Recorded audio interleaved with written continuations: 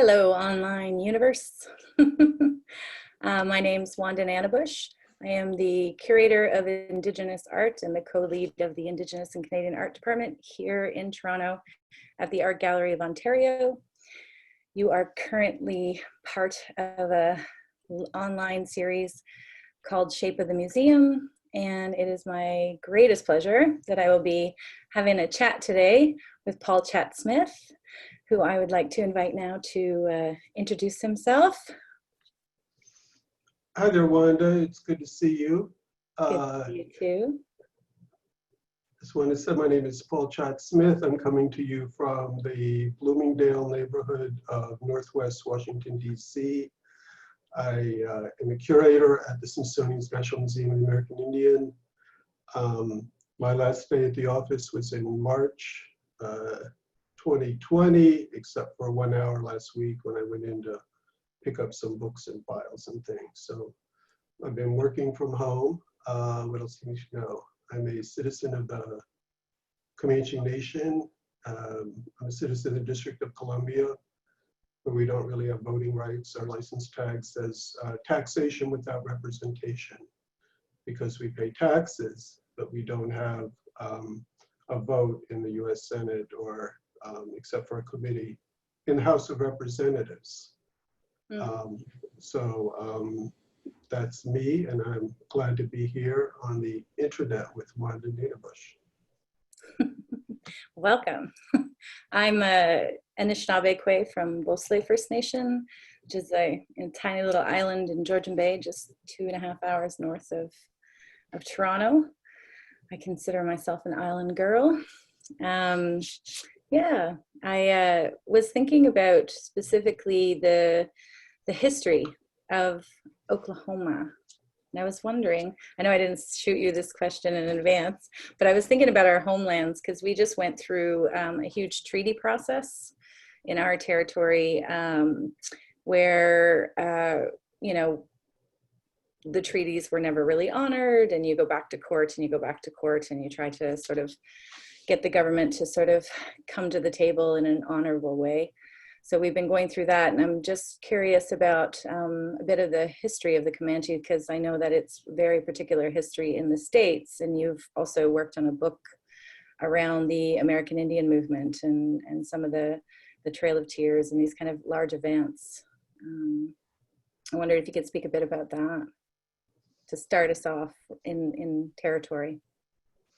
Yeah, so I was actually born in West Texas. I never really, I don't remember because it was just a few years. But I was born there because both of my parents really wanted to get the hell out of Oklahoma. So they took these lousy jobs as school teachers, you know, in West Texas.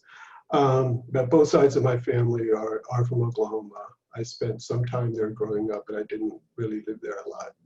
So the basic thing to know about Oklahoma is it's probably the most insane narrative of all of the craziness about Indians in the United States.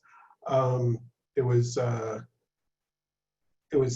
called Indian Territory beginning the late 19th century, and it became this dumping ground for exiled Indians from all over the country, from the east and the west. So I don't know, 70, 80 different tribes who ended up there. The Comanche, you know, we were like this this criminal gang that operated for like 150 years.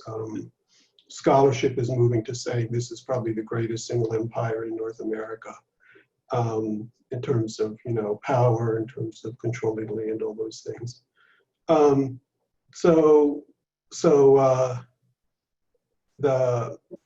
The Comanches were sort of based there, but they were, you know, all over the place. And what's so bizarre about Oklahoma is there's so many different tribes there from so many different places, most of which have no particular ties to Oklahoma.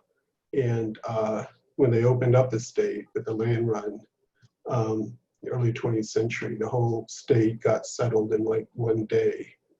So it's completely its own thing. It's basically like science fiction, Oklahoma. I go there to visit family and keep an eye on things. but it's I don't know. I think in a way it stands in for a lot of the history, because none of it is really very straightforward. It's you know, a lot of disruption and craziness, and a lot of weird things. It's sort of, Oklahoma is sort of at the top of that list, I think. Mm-hmm. Yeah, and it was recently in the news because some of the settlements that have been coming through. So I've been reading about that, thinking about the complicated nature of territory, like where the museum, like the Art Gallery of Ontario sits. It's like Anishinaabe territory, but there are other nations who have allyships and claims to the territory, and sometimes that can lead to really complicated land acknowledgements, really complicated arguments, really complicated relations between our nations. Oops, often complicated by the colonials. I just knocked over a bunch of things that were at my feet. If you're wondering why it got so noisy. So this kind of, these kinds of stories and these kinds of movements of our people and our changes within our cultures kind of inform who we are. I was wondering how it is that you became a curator. You know, how did you come across this job, and what drove you into this line of work? Well, I was sort of prepared for it in a funny way, in that I grew up in a college town outside DC.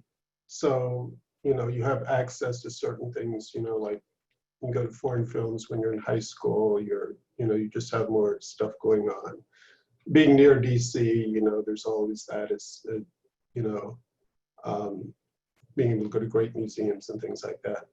But mainly I became a curator because I was just a really terrible student. And I was bad in all through public school, barely graduated high school. Went to a college that didn't give any grades. I left that for a couple of years.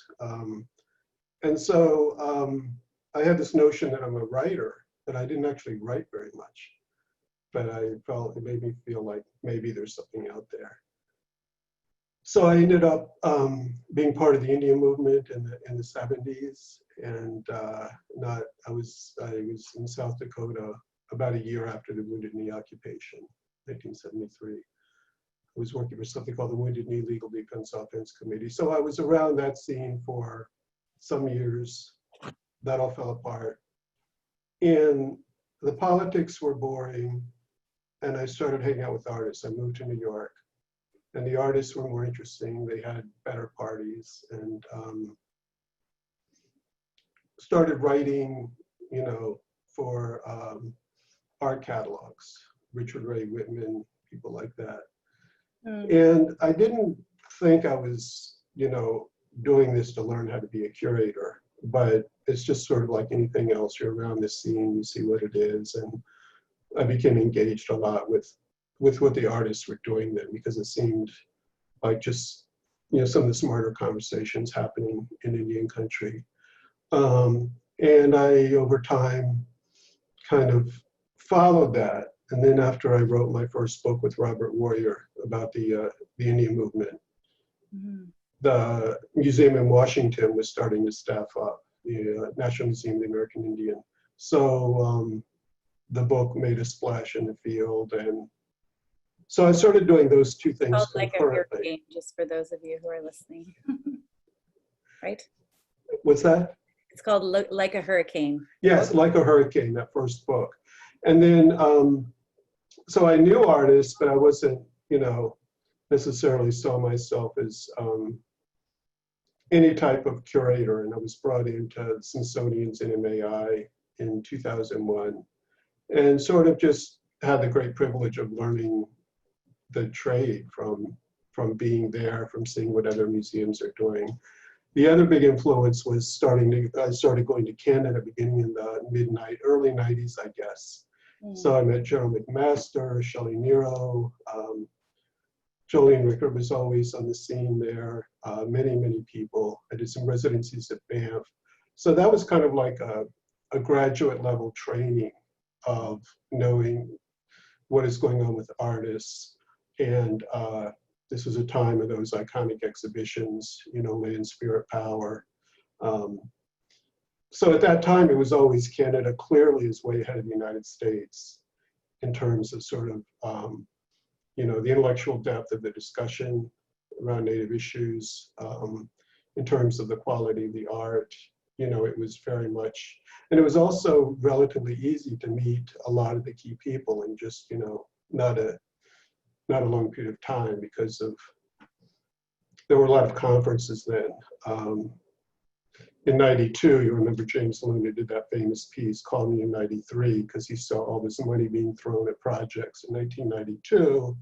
And he, being James Luna, was very suspicious of it. I don't take you seriously. You're just doing this for this moment. So he said, call me in 93. And basically what he said was true. Most of that didn't really last. But at the same time, it was how a lot of us got to know each other. It did seem to change the discourse too, though, from, a celebration of Columbus into talking about 500 years of colonialism or 500 years of resistance. Like, even for me, I mean, Land Spirit Power is the first show I ever saw. Like, I was a teenager then, I was 16. And that's what brought me into the art world. I've always kind of maintained activism as part of my backbone in a way, and its relationship to art. But I always felt like art was saying things in a completely different way and sort of pointing in directions that I could relate to more than, say, a politician or an activist was saying at the time, which is what I'm hearing from what you're saying as well. What are some of those markers? What do you think some of that is? Well, one of the things that happened when I was in Canada, I did this residency at the Dunlop Art Gallery in Regina. And it was just, months after the Oka standoff. Mm-hmm. And the thing that was so radically different in the United States is, I knew Oka was big news. It was even news in the US a little bit, so that it wasn't surprising that there was news coverage of that. But basically this idea that Indigenous people are part of the national conversation in Canada, even apart from something like Oka, on a regular basis. And that was really so different than the United States, when, this country of 330 million, most people live in cities and suburbs. They never think about Indigenous people. If you live in the Southwest, if you live in certain parts of the country, you do, and you see, Native nations that have power and money. But most people don't live in those particular regions, and so that's one of the striking differences of work here versus north of the border, which is, so much of it here is about invisibility, and it's not an accident that one of the first messages of our opening exhibitions in 2004 of the Smithsonian's NMAI was simply, we're still here. To have to explain that we're not all dead, it's very depressing to have to do that in a way. But, and I don't want to idealize things in Canada. There are many profound issues going on. But as far as that level of invisibility, of being ignored, of not having power, limited as it might be, and being part of the national debates in Canada, it was very eye-opening, in 92 to go up there and see how different that was. It was, it was very empowering in a way, that combined with seeing the artists, work at a really high level, to see National Museum stage a show like Land Spirit Power. It really was kind of like it wasn't a roadmap because the situations were so different, but it was very powerful for me.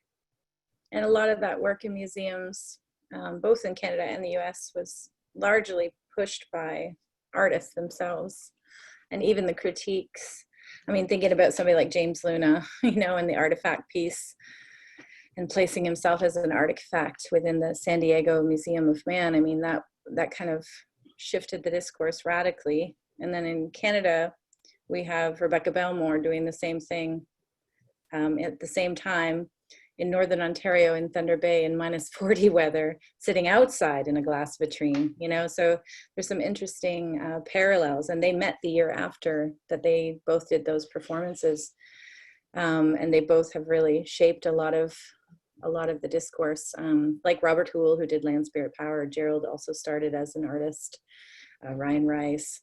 So there are all of those kinds of connections as well, and we tend to hang out with each other. We don't acknowledge the border either, I think, even politically. Yeah. Because Yeah. it cuts through our nations. So I think that's something that we have to push even further, is to do these connections, to make sure that people understand that it doesn't stop at the border. All this territory is all ours, from top to bottom. What do you think the connection is between your work in the museum and where you come from?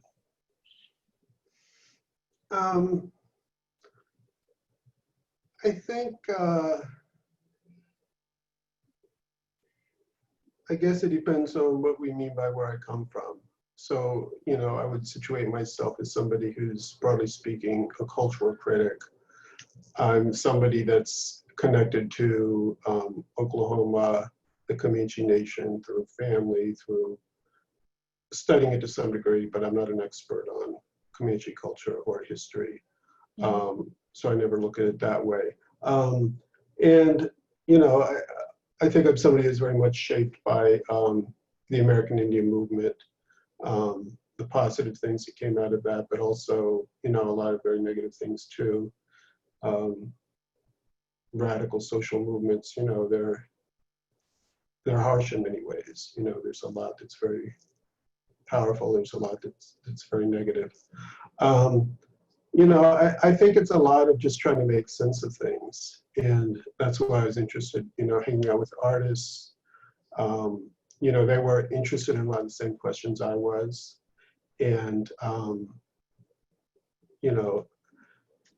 I curate, but really writing is at the core of what I do. And it's the main process by which I sort of figure things out. And what really happened with me and the artist was we were interested in the same kinds of questions, looking at the same kinds of things.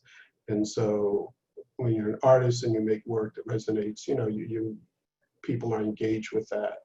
So in my writing, I found out there were actually people interested in the same dilemmas and questions What that are I some of was. those dilemmas and questions that are? Well, I think, I think the first phase of it was really authenticity. So for me, quote, full-blood Comanche mom, a dad, a white guy from a farm in Dibble, Oklahoma. But later it turns out the farm he grew up on was actually Choctaw allotment land. And even further, much later, he's actually enrolled in the Choctaw tribe with whatever thing that is. But we know that, me and my sister knew that at the time. Anyway, it was very much about authenticity and the idea, well, what does it mean to be Native? What does it mean to be Comanche? How can I be Comanche if I live in a suburb of Washington, D.C.?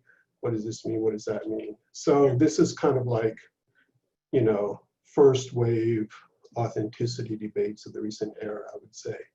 So, I ended up writing about that sort of from a personal point of view, but also looking broader at American culture and seeing how those things play out, in popular entertainment, all of those kinds of things. And, trying to address it. I saw some people who, in some ways had histories like mine, and I saw some of them become like born again Indigenous people. And that wasn't really, my path. I wasn't really someone who was gonna do that because, when I looked around, I saw, for example, my Comanche relatives, they're all Christian,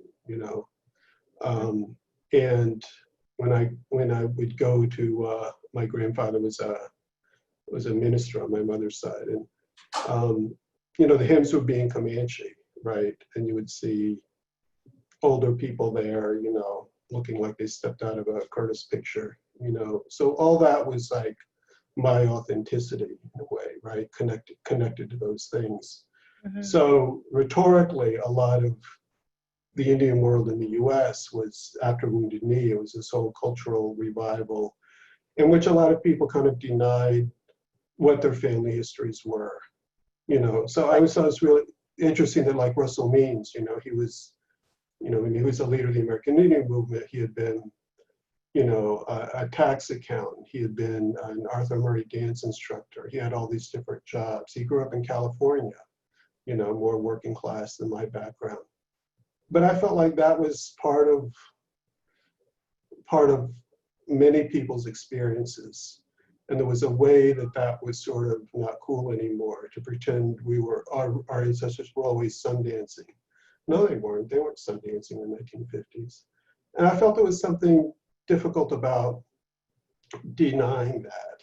And this isn't everyone's history. People have all kinds of relationships to tradition.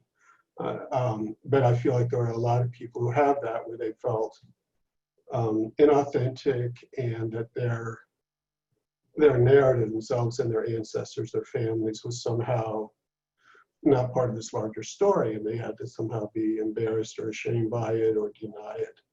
So I think that's where some of the energy from my earlier work came from, was kind of addressing that and finding out that did, resonate with people, and there were, ways to think about that differently.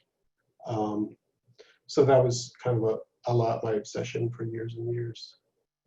Yeah, I think that's one thing that maybe the Canadian context always was present, was the kind of critique of authenticity, I felt anyway. I grew up inside of that. I remember when I went to university and I went to like Indigenous studies, cultural studies, and philosophy, but the Indigenous studies is actually what made my family the most uncomfortable, because they always would call me and say, "Don't come home a born-again Indian." It's like this constant kind of admonishment in my mind. And it's not because, my family's complicated. We have, traditional folk, we have Christians, we have the whole gamut. We have foster care, 60 scoop, residential school, reservation. So it's like we have a very complicated history, but we've never been raised to think that we are supposed to ignore all of the pieces. The pieces are the whole, right? So I think that is something that's very liberating for people when they find art and find discourses and find people to articulate the fact that cultural change and colonialism and experience of trauma and violence and happiness and survival and all those things are all part of the same story and all make us who we are. How do you translate those kind of complexities into an exhibition, for example? Well, in a way, the art exhibitions are easier. I would never be arrogant enough to say any kind of exhibition is necessarily easy. They always have their own challenges. But I kind of agree with you, though. Yeah, because the art is there, and presumably as an artist you have confidence in, they're really strong. In terms of selecting works and organizing the show, whether it's a group show or not, there are all those issues. But your job as a curator is to be in the background and make sure that the work comes through. So with contemporary art, there's sort of more room for ambiguity and complexity, in that audiences understand, everything isn't necessarily spelled out. If you have a book, you can go at length about Rebecca Belmore and explore those things in a different way. You're not relying solely on the gallery experience. The more difficult ones are where you're have a broad audience, like at the Smithsonian. Or the APO, same idea. Right, you have to reach all kinds of people. And that's always been exciting to me. I always felt very fortunate to, we have, back when we were a museum that was open, we'd have 1 million people a year. Yeah. So that's kind of built in. But on the other hand, most people spend just, less than an hour in the whole building, and it doesn't mean, because it's free, it's kind of a problem. It's interesting what you guys are doing with admission. I was interested in how you're handling that. But when something's, like if I go to New York and go to MoMA and I pay $25, I'm not going to go in there and turn around and leave because it doesn't grab me, right? I'm going to make every effort to get my money's worth. So the Smithsonian is free. In the old days, pre-coronavirus, we were open every day but Christmas. And so you get all kinds of people who come in. So when I would do an art exhibition, there would be people who would never go to the Hirshhorn or even a place like AGO because they know they hate contemporary art, which is most people in the world. That's what I always say. But when you do, but then you have a chance to put up Brian Jungen for people who think they hate contemporary art, and of course he's a beloved artist around the world. And then you reach a different kind of audience who are, used to how art museums are. They just come in and they react to the art. So that's the main challenge with that. With that is how to, speak to a broad public. But it is easier. The sort of social history exhibitions are much more difficult, and that's a priority for my museum right now. And that's where all of it's complicated. And unless you decide, okay, I'm just going to put a book on a wall, that what we call exhibitions, where it's very text heavy. It's very difficult to organize something so it's visually compelling and conveys real substance. That's a lot more challenging. I think you can use contemporary artists already do that in some ways. That's why we have a bit of a head start. But I think that curators are learning a lot from the way contemporary artists deal with social historical things, such that it's impacted our curatorial practice and like how we operate.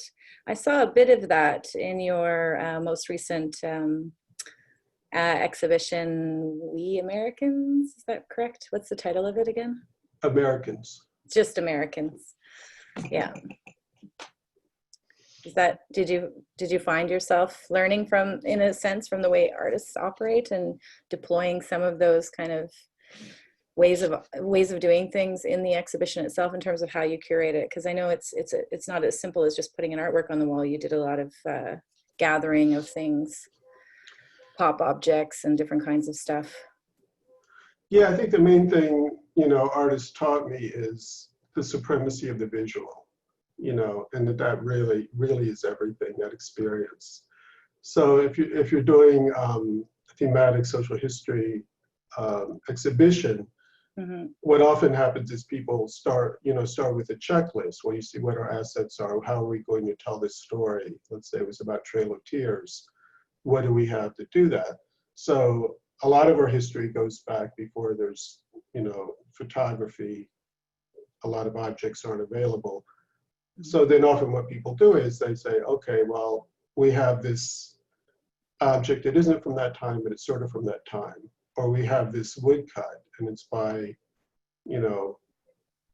the White Eyes, but it's the best we have. And, you work with that. And so I think what was useful for me was to not compromise on those things and say, I think I'm a pretty good writer and I think I'm pretty good at writing label text, but none of that matters if the visual experience isn't, it's got to be primary, especially for a very broad audience. Because if it's about the information in the words and a few pictures, that's a better pamphlet or a book. Mm-hmm. Like, what's a justification for making it a three-dimensional physical experience? So with Americans, the basic idea was that, we had this mantra of meeting people where they are, meeting Americans where they are. I don't know, was this before your time? There used to be a show when I was up there called Talking to Americans. It was like this comedy show in which they would explain to Americans that Saskatchewan is invading the United States or something. And it was just endlessly entertaining to see how clueless Americans were. So and dealing with all the stereotypes and all the misinformation. Yeah, it was ahead of its time. It was fantastic. But again, so we opened in 2004. By 10 years later, we're realizing, okay, most people come into our building, they have a positive idea of Indians. They're not coming in to hate on Indians. They have an idea what they learned was wrong about, a lot of it was inaccurate. They have an idea that Indians have been treated very unjustly by the United States government. They already come in with that. Mm. And the issue wasn't giving more information about that. The issue was, what does it have to do with me?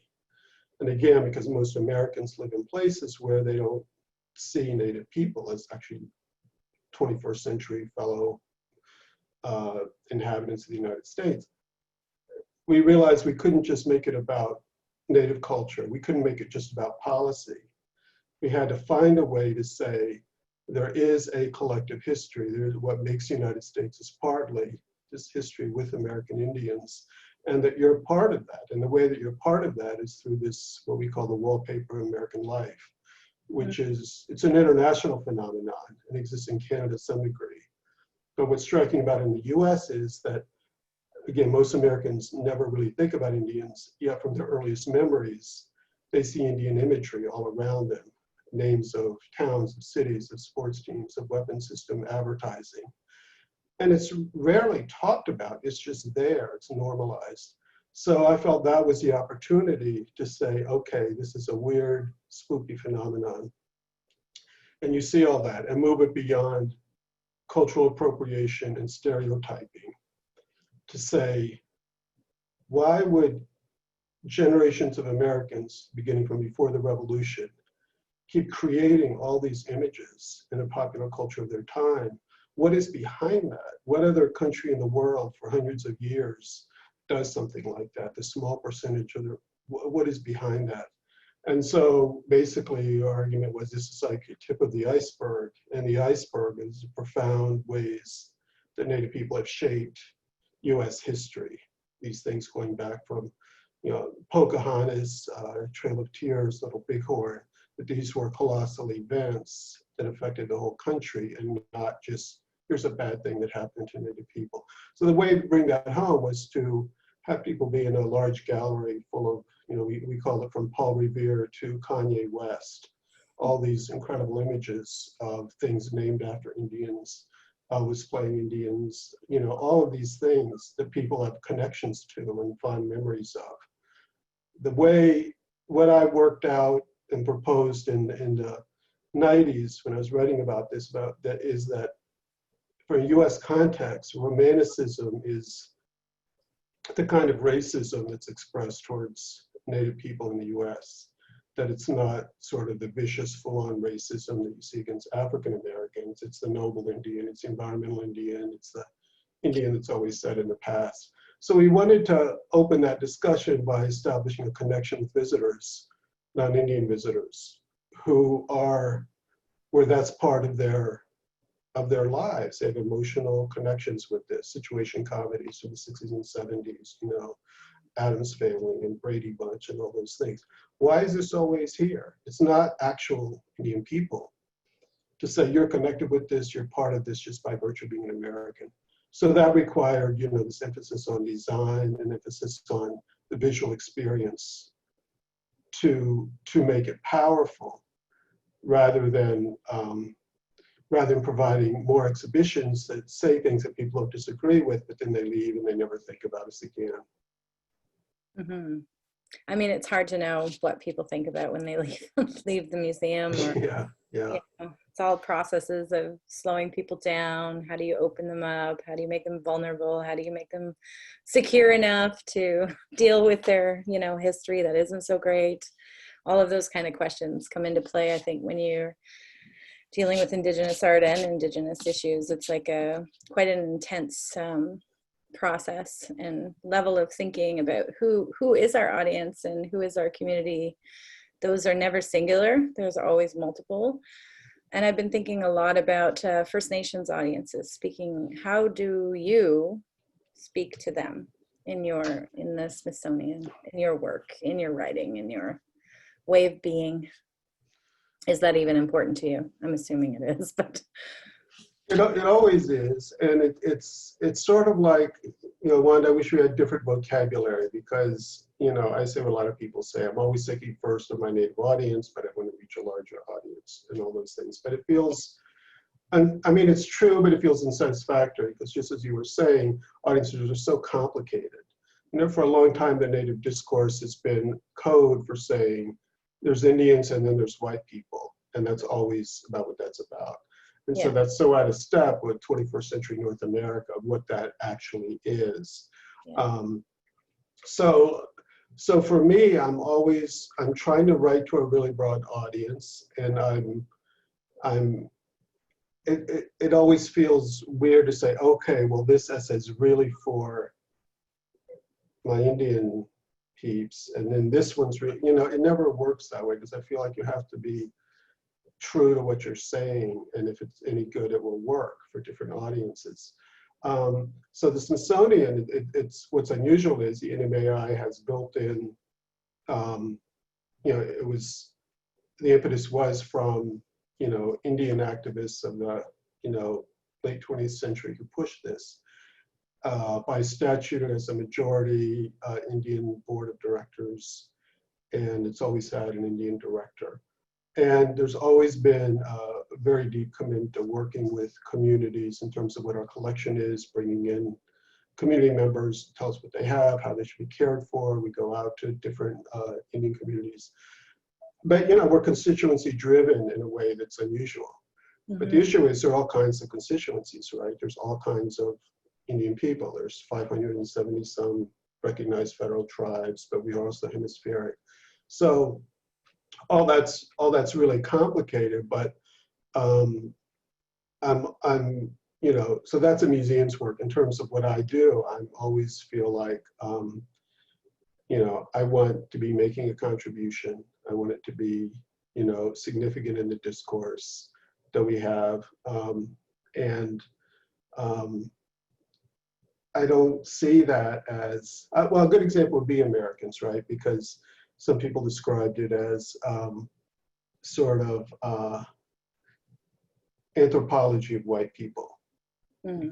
Because I mean, all of our history, all the museum, its huge amount is sort of first person native voice, as we call it. And that this one was different. This one wasn't, it wasn't like, here's an Apache helicopter, we had a picture, we had a Tomahawk missile, but it could have been, here's an Apache helicopter, here are actual Apaches. We didn't do that because we've done many things like that, and it would have been reductive to say, to sort of insult the viewer to say, okay, you were confusing an Apache helicopter with an Apache person. We didn't do that. I'm not even sure if that's what's important about that in the first place anyway.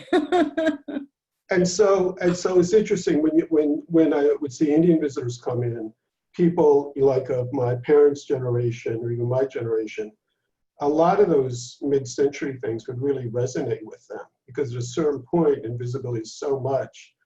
Seeing an Atlanta Braves cap is like kind of cool. People's ideas evolve, right? Because visibility is that, and some of it feels like empowerment. So it's never as simple like to say, well, Americans is for non-Indian people or whatever. It was absolutely, I'm always thinking about how a Native audience, is going to receive things, and of course the answer is in various ways. So those are, I think a lot of museums are going through the same thing, how to think about audience right now, how to reach different audiences, particularly younger people. Is a huge issue with a lot of big institutions, as well as the necessity for museums to change themselves, what our own, how our institutions are constructed, what our histories are. So those are things that are very much of the moment right now, I think. Yeah, I think from my perspective anyway, I'm much more interested in creating audience desire than following it, to be honest. And so that really complicates the way these questions get answered, I think, because institutions are much more about following audiences in lots of ways. And I think that it's a conversation between us and an audience, you know what I mean? It's not, and between the work and the audience, it's never one way. And to treat an audience as if it is one way is I think demeaning in a lot of ways. And in particular the Indigenous audience as well. Like, how could we ever assume that all Native people think the same way? It's like, that was happening for so long. And I think it's really impossible. Like, I think, and there's urban, there's folks on the res, there's Christian, there's non-Christian, there's all kinds of well-traveled. There's like so many different ways to think about the layeredness of who we are, and we don't agree. And I think we spent so much time thinking about the 1960s and 70s and the American Indian movement and the politics here. And then the resurgence again in the 90s. There was a desire for us to think as one, as a kind of political move. We have I'm going to take a little dive into our audience who's listening, because there's a question that's pertinent to what I'm saying right now. I also want to say to everyone out there, if you have questions, just use your little chat function and shoot us some questions, and I'll pepper them into our conversation when they seem pertinent, and we will leave some time at the end as well to answer some more questions. So a viewer asks you, Paul, you alluded to negative aspects of the American Indian movement. Can you elaborate?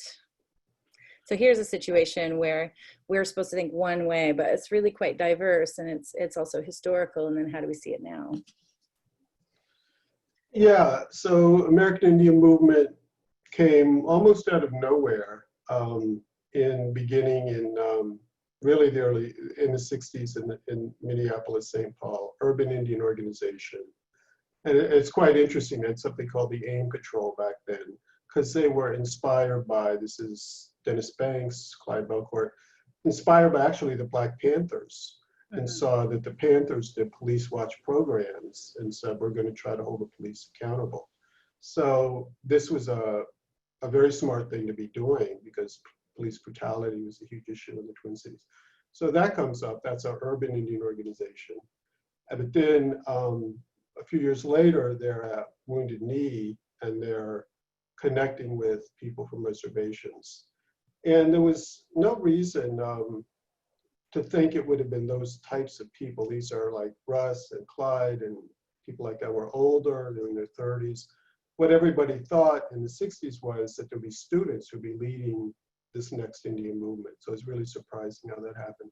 So the most beautiful thing about AIM was anybody could join, anybody could be part of it. And it just was sort of like the IWW, the Wobblies at the turn of the 20th century, where people just, international workers of the world, people just emerged. There was no real headquarters, no real organization.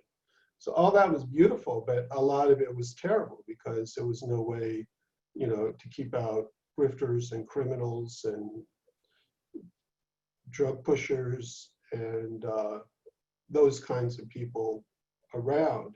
So white liberals always thought AIM was just a wonderful thing, and Leonard Peltier and all those things. On a grassroots level in the US, people would say AIM, yeah, I know what that means, assholes and moccasins, because they have really negative experiences of somebody setting themselves as a named person, coming into town, collecting money, all those things. Yeah. So it's really, it never could have been a real organization that had structure that could have done that for any real amount of time. But it was the most influential, the most popular Indian organization in the US for a brief period of time. It was very, very important. Trail of Broken Treaties, and then Wounded Knee, again, this invisibility thing, it fought against that.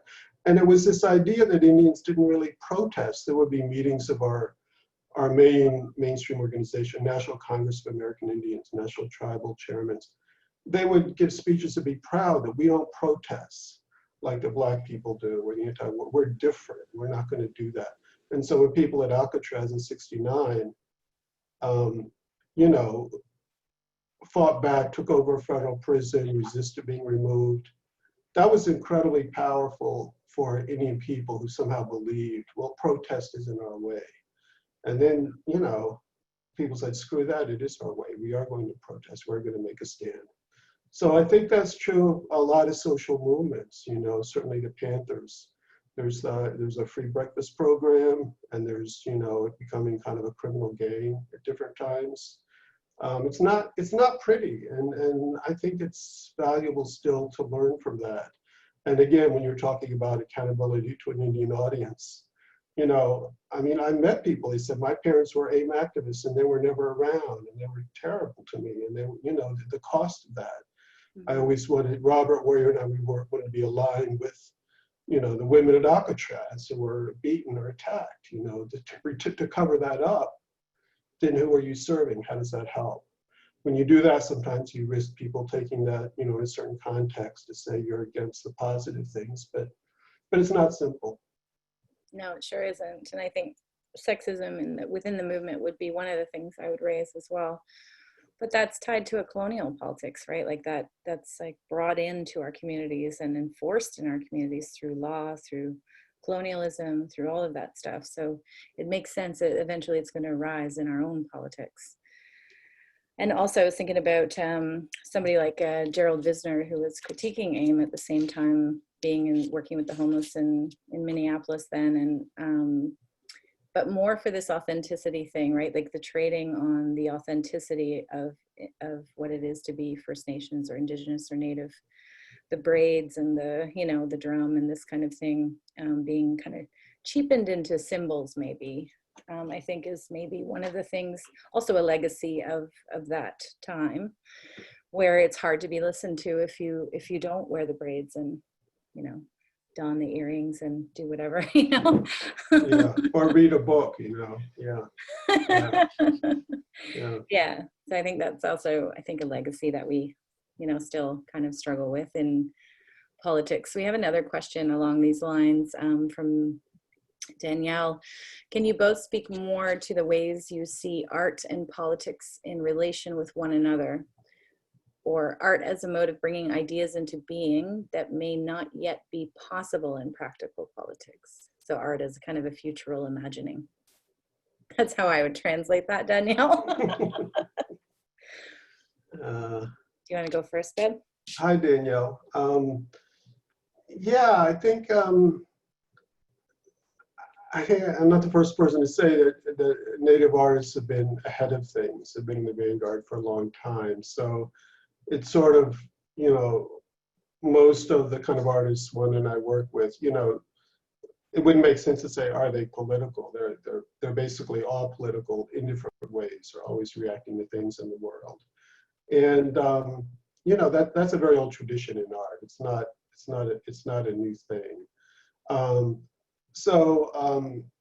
Sometimes there's an effort to like make those connections more explicit and do other kinds of projects that even are specifically about activism. You know, that's certainly been something that's true as well. But I would say a lot of Native art has always been self-consciously political, and it's been very successful at driving a certain agenda.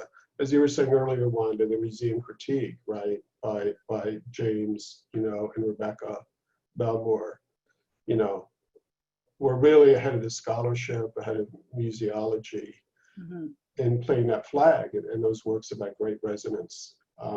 So yeah, I think Native arts played a leading role in sort of shaping a certain political agenda. I think also thinking about the gap between the art and the practicality of politics, or the realizable, maybe put it that way. I always love that quote by Scott Momaday, which is like, the greatest tragedy that can befall us is to go unimagined.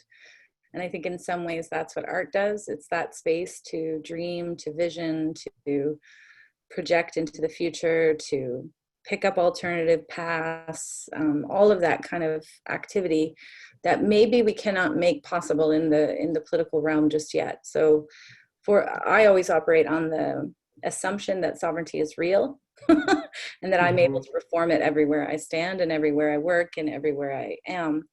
That isn't necessarily true. Like that's kind of an operation of imagination, or kind of a projection. And I brush up against the impossibility of it whenever, you know, you get arrested doing something, or you get reprimanded at work for doing something, or you get fired, or all those ways in which we are curtailed, you know, where that line becomes really visible. Yeah.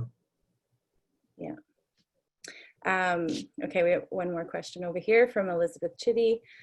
Can either of you speak to the value or lack of exhibitions in which Indigenous and non-Indigenous artists are in dialogue about our entangled histories?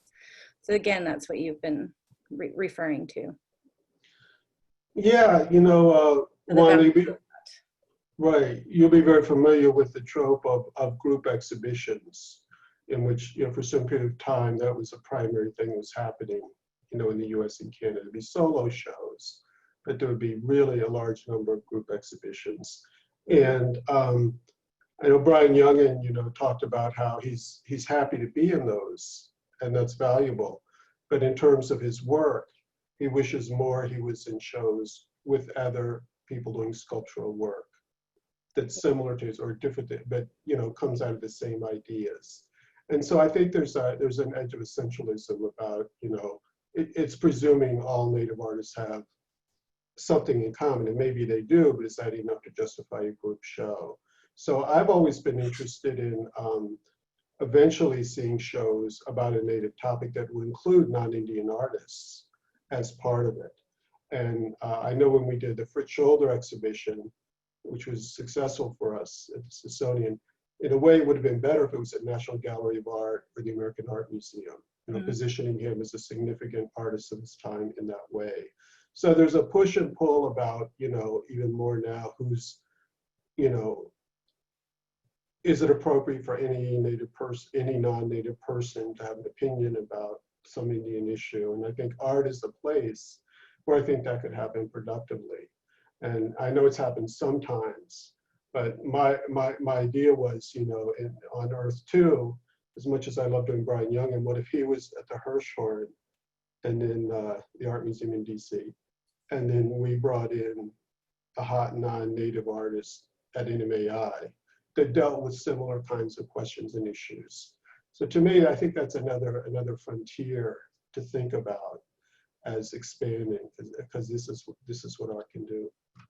I think that for me, majority of my shows have been Indigenous and non-Indigenous, and even the work I'm doing at the Art Gallery of Ontario and the permanent collection is definitely that. I always take a two-pronged approach. There's always like Indigenous only spaces and mixed spaces, because I think we want to ask different questions in those spaces.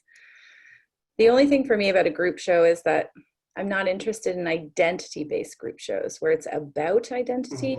I'm interested in bringing Indigenous artists together if it's a philosophical, scientific, or some other kind of question, aesthetic question, or something that deepens our understanding of ourselves, our art, our world, our whatever. But not necessarily just like, this is Indigenous art today kind of thing. So that's, I think, where I would make a separation.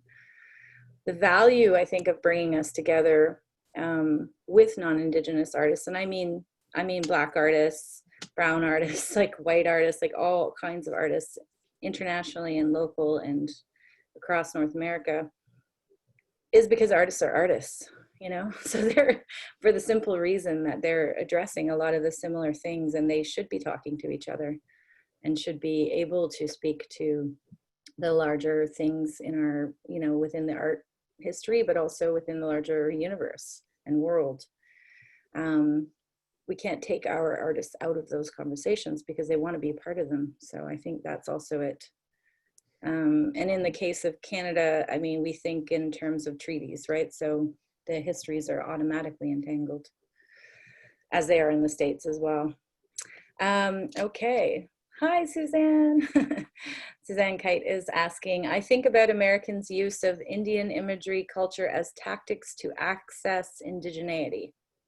Do you see this shifting, or are new tactics developing? I wonder what the loss of simple things such as mascots will make the American consciousness reach for next. Well, that's a good question.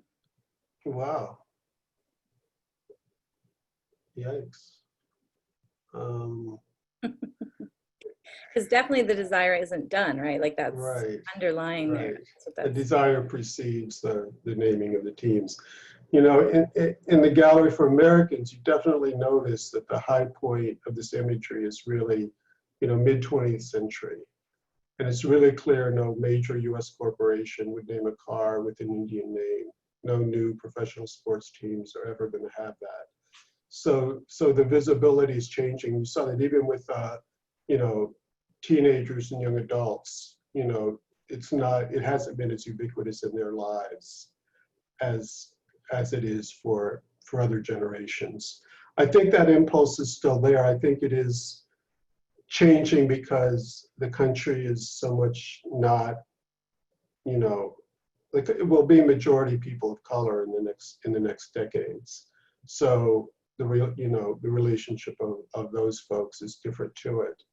But I think it's always going to be an issue, because I always felt the phenomenon of Indians everywhere, the wallpapering of America, is that Americans understand deeply that the country existed, came into existence at great cost to Indian people. And they want to make sense of it emotionally, in a way beyond guilt, that the country's not ready to completely deny that all that happened. They want to somehow try to understand it. So I do think that impulse is going to be there because it's embedded in the history, and there's just no way to Photoshop that out of the story. So I think that that's a real question about how it moves forward, that impulse.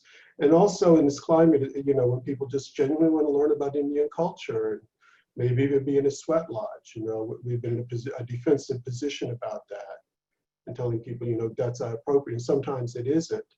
But, at some point, I think there, I'm sure you've seen this from traditional folks, practitioners who sometimes are very generous about letting people be a part. They say it's for all, that's what Leonard Prodog would say about the Sundance. This is for all people, and then that's exploited and people have to set up barriers to that. But I think the impulse to make sense of what the country is, what the continent is always going to be there. And I think it's probably going to take different forms, but I don't know what that's going to look like, really. I also think, like, if at the base of a word like Indigenous or a word like indigeneity is some kind of relationship to land, if that's what we're holding on to in some sense, and if that's what's trying to be accessed, that's like for me, the root of it is this sense of fraudness, like the sense of being a fraud as an American, because you can't do that connection to land, in that same way. Yeah. So that access is still going to be necessary until people let it go. Like, we have to find processes and ways of helping, like, of letting that go, to say it's okay to be new, in some sense. But if it's about land, then I think that the access, what I've seen anyway, is that the desire for looking Indian, playing Indian, and wearing, jewelry and doing all this kind of stuff, and even learning very minimally, but only ever about spirituality, never about the history. Right. Always rises when there's a movement going on. So even like you look at Idle No More, that huge movement that we just went through, that also went into the States, and after that, with No Dapple and other movements, the desire for indigeneity becomes intensely strong. I mean, we saw that mirrored in the 60s and 70s as well. So it is about land. It's almost always about land. And so I think, that part of it won't disappear anytime soon, until these colonial kind of relationships shift and change, and they find a new way to relate to the place that they now live, that doesn't require the erasure of Indigenous people from the land. We are at 3:58, and I didn't even get through all of my questions, and you didn't get through all of your questions. You didn't even get to ask me anything. But we are closing down this conversation. I'm really, really happy to have chatted with you, and it sounds like we should do this more often. I hope to see you in real life before too long, Wanda. Yeah, I'm going to invite you up here to do a talk, so get prepared. Okay. And I think our institutions are going to do a project together soon, so I'll let you know about that too. Cool. All right, thank you so much. Thank you so much, and thank you out there, people I can't see but love.